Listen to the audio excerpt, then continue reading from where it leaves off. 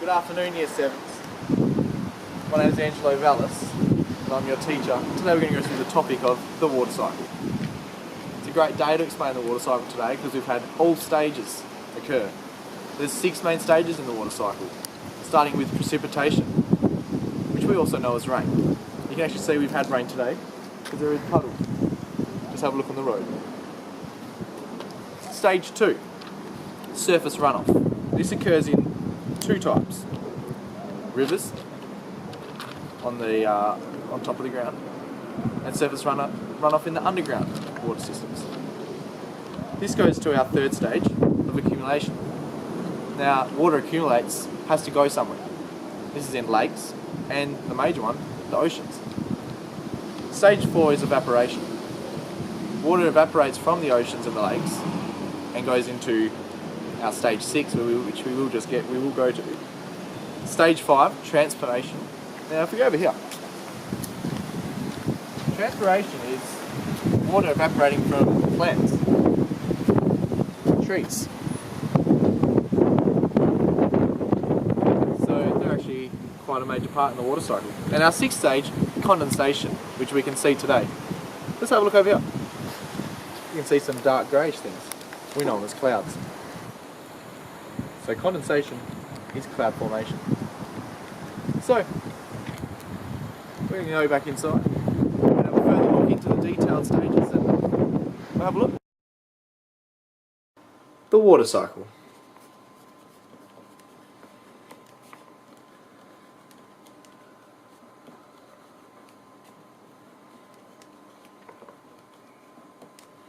The water cycle has many components.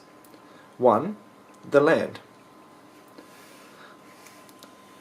Now the thing you got to remember about the land is the topography. So you have mountains, you have flats, you have dips. But all these parts of the land really help in the water cycle. The next part are the trees.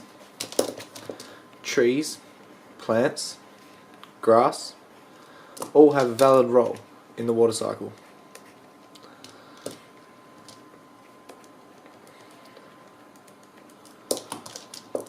As mentioned in our land, we talked about topography. Now this influences another component, the lakes and our runoff.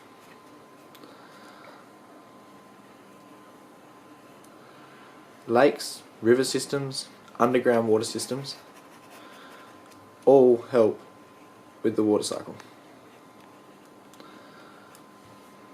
Our major component is the ocean. The ocean and lakes are where all the water accumulates, and this is huge for the development of the water cycle. Now another major part is the sky, because we all know where water comes from, and this will be explained when we go through the stages of the water cycle. Our first stage is precipitation. Now, precipitation comes from clouds, and we know it as rain. Rain happens over the earth, and then forms into our surface runoff. Surface runoff happens in 2 ways. We have surface runoff of the land, which is through our river systems, or we have underground systems.